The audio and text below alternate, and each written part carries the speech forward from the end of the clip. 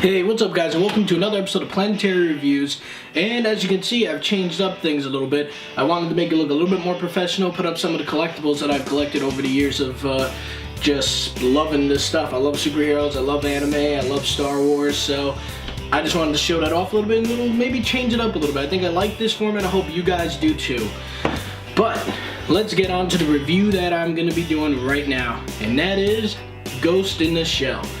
Ghost in the Shell is pretty much based off a Japanese anime, and it's very cool, and it has a huge fan base. But I'm going to be reviewing this film as a film itself. So, let's begin. The film is about a woman named Major, and she gets into this accident, and basically her body does not survive. The only thing that survives is her brain, and this company tells her all this, and they say they put her brain into a completely cybernetic body, and they said that, and she pretty much loses all of her memory after that. She has some memory of her past, but this is everything that the company is telling her. So we all know in sci-fi, always trust the company. Yeah. But anyway, after that, she begins to become this completely huge badass of a killer. She starts killing terrorists all around, all over the city, doing missions and stuff like that. And she even has this really cool bodysuit that enables her to be able to go completely invisible, which is pretty cool. Every time you see her do that, it is like amazing. It looks freaking awesome. But then this hacker starts attacking, and he starts really terrorizing the city pretty badly, killing people and stuff like that. But there's more to him than meets the eye. But the company really wants this guy to go down.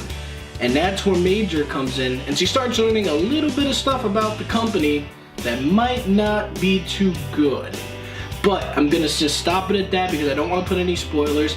The first thing I want to mention is that this director, the people who made this film, really care about the source material, and you can tell because of the fact that there are so many scenes from the anime that made it into this movie, and they really did a good job of paying respect to the original source material while making this film. And that I really have to commend it for, because we all know what has happened in the past when they tried to do live action anime movies.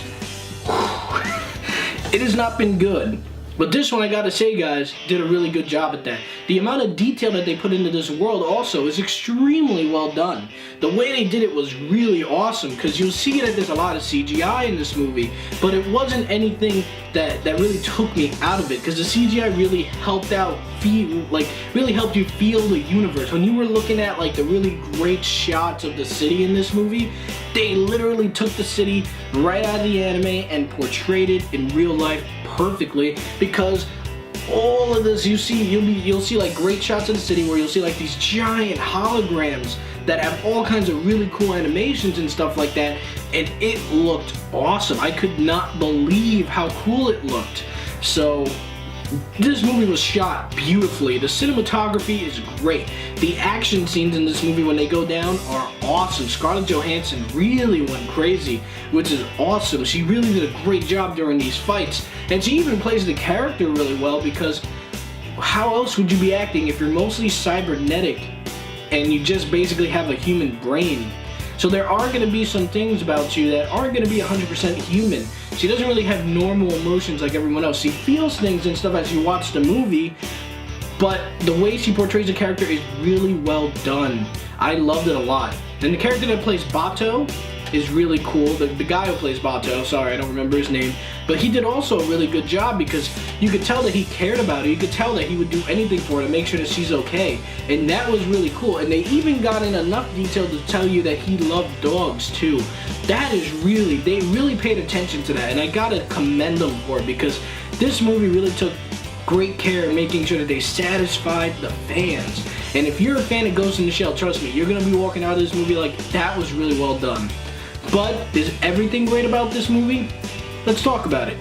The things that I did not like about this movie was the fact that this movie was very predictable. Granted, the story in the original one really helped build upon this genre, and it really influenced other movies, which is great and stuff like that.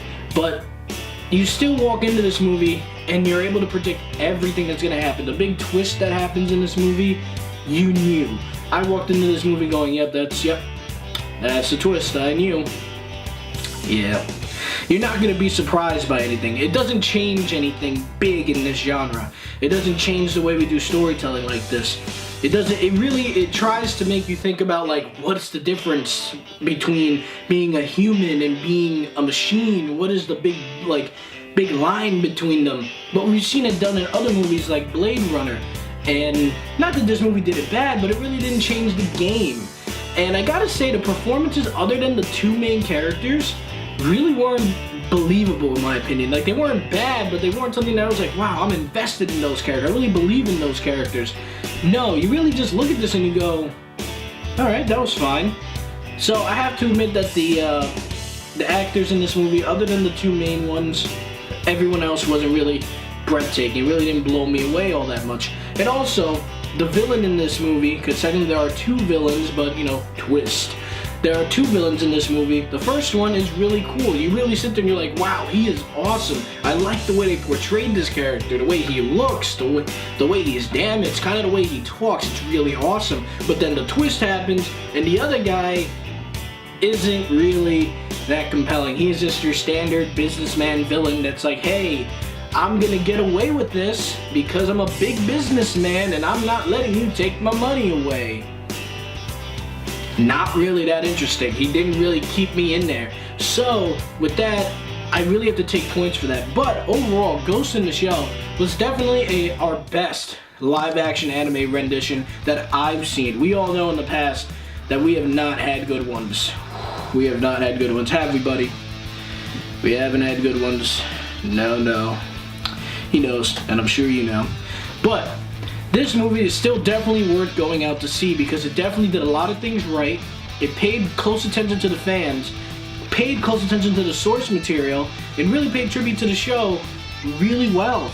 I have to admit, this movie was fun, but it just didn't blow me away. This was a fun movie based on a cool anime that definitely deserves to be watched, and we're definitely, if we take this as an example and we begin to get better as time goes on, I think we can actually get some really great anime movies. So, at the end of the day, Ghost in the Shell, for me, gets a solid B+ from me. Guys, this movie was cool. It may have had some flaws, but it was still a great step forward for us anime fans who want to see the anime genre really develop and become really great to put into live action.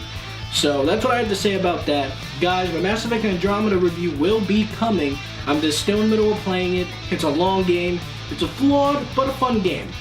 As for the charity event that we did, I want to say thank you to you guys. You guys really did do a great job. You gave us the ability to make well beyond our goal. Me and Luke are going to make a video together discussing our grand total.